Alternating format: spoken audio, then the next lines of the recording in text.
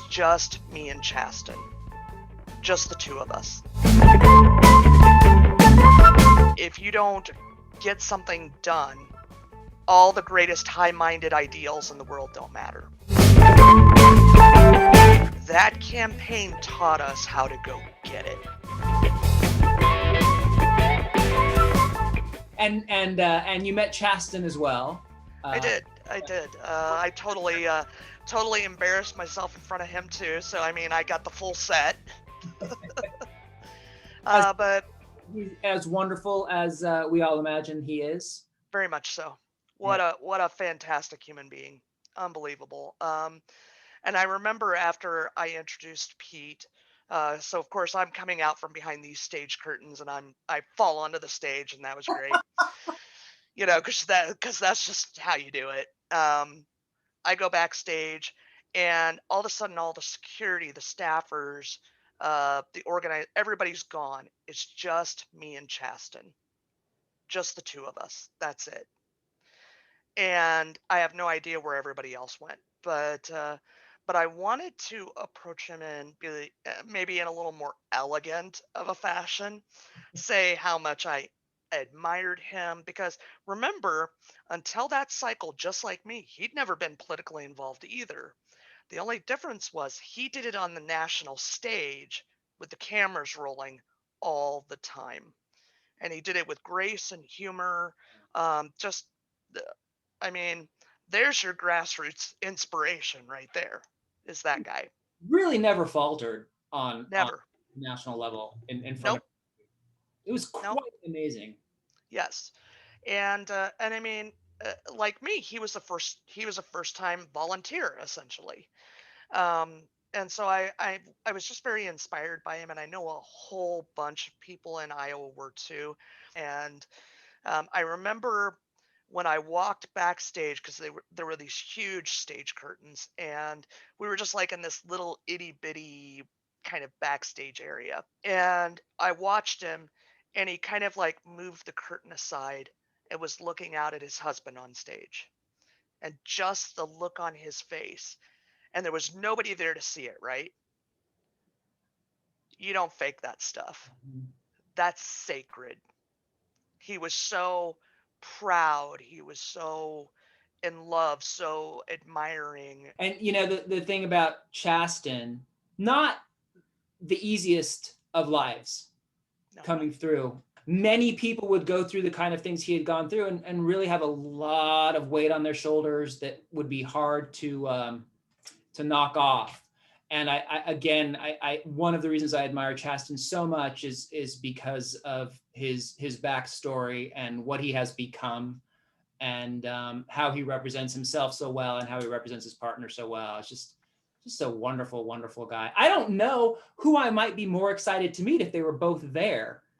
Well, first, but then I'd be like, oh wait, Chasten, he's the behind the scenes guy having to deal with it all. He deserves the hug. I mean, no joke. So that particular day, Pete walks in, he's got his entourage, right? And all the staffers are there, and the security and this and that, and whatever, right? And so we're shaking hands. I'm like, I've had so much fun, blah, blah, blah. And Chasten walks in. I'm like, Pete, who? Get out of the way. It's true. But both of them, I think what you see is what you get.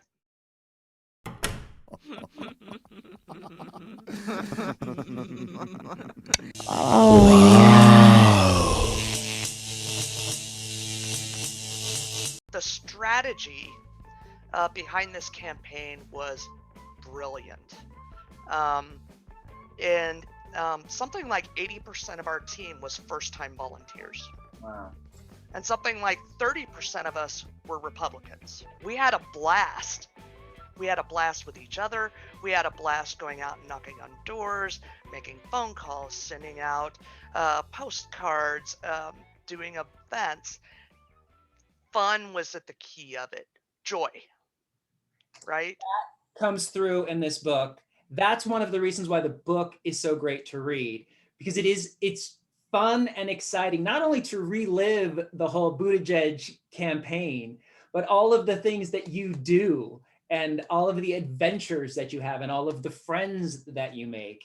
And you mentioned part of your training on how to communicate with the public involved, what they call, I don't know if this is particular to the Buttigieg campaign, story of self. Yes. Somebody can disagree with you on policy all day long, Mm-hmm. but what they can never, ever, ever uh, argue with you about is your own story, right? Because you're the expert of your story. Yeah.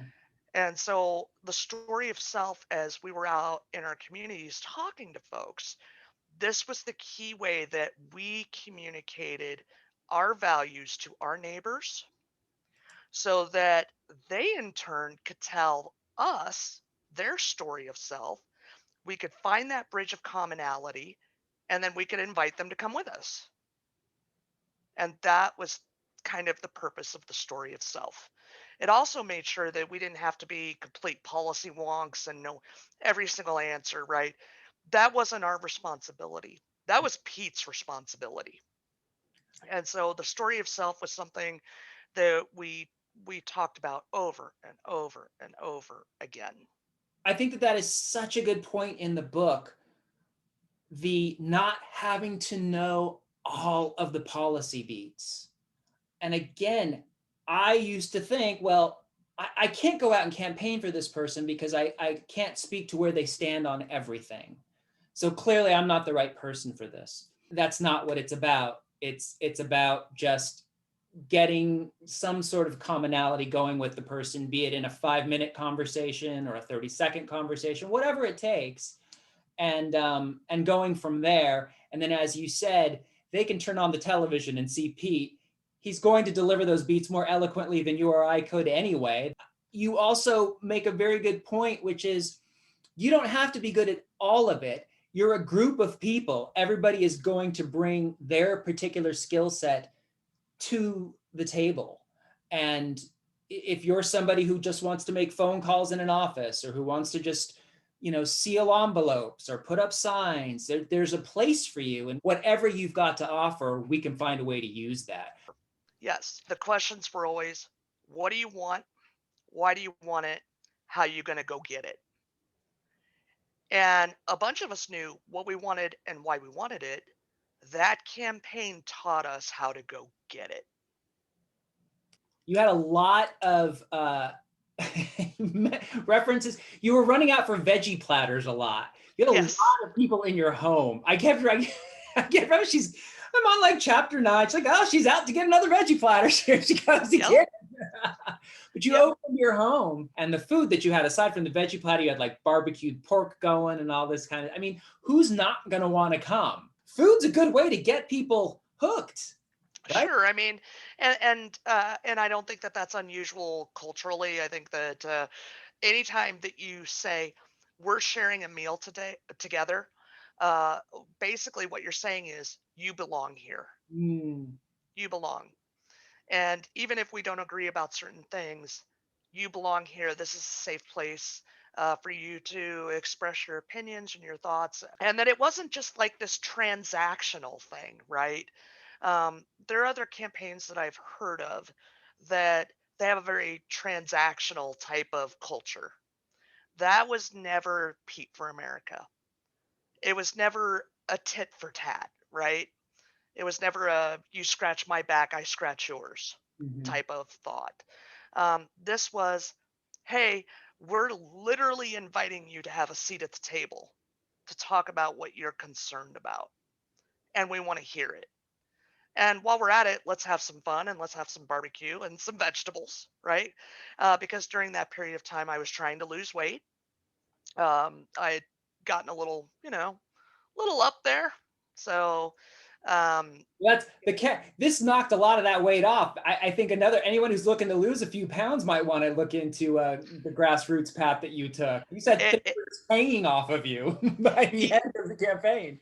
yes, so I ended up at the end of it during the peak campaign, I lost 60 pounds, Oof. and eventually I would end up losing 70 pounds. Wow. So I lost a crap ton of weight. And it was just, but that campaign made it so easy to um, be disciplined. Hmm. to tell myself the truth about who I was and why I was doing it and all of those kind of things. So it wasn't just sort of, whatever, political rhetoric, if you will. Um, they really were empowering people to go out and change their communities, to go out and change their lives, um, and to do it in such a way that a person felt comfortable about it, that they were completely in control of everything that they did, every aspect of what they did. That campaign never, ever, ever one time asked me to do something I didn't want to do. I've done what I consider to be a reasonable amount of work, but there were tips in here that not only can you take them forward on a campaign, you can apply them to your work situation, you can apply them to family situation. You can use the tools in here for life all around. Yep. I hope that folks are able to read it. They can learn the lessons of what we were taught, and they can go out in their own communities and make a difference. Because that's the whole point. That's where the rubber meets the road. If if you don't get something done, all the greatest high-minded ideals in the world don't matter. Yeah. So roll up your sleeves, go out, make it happen, and you can.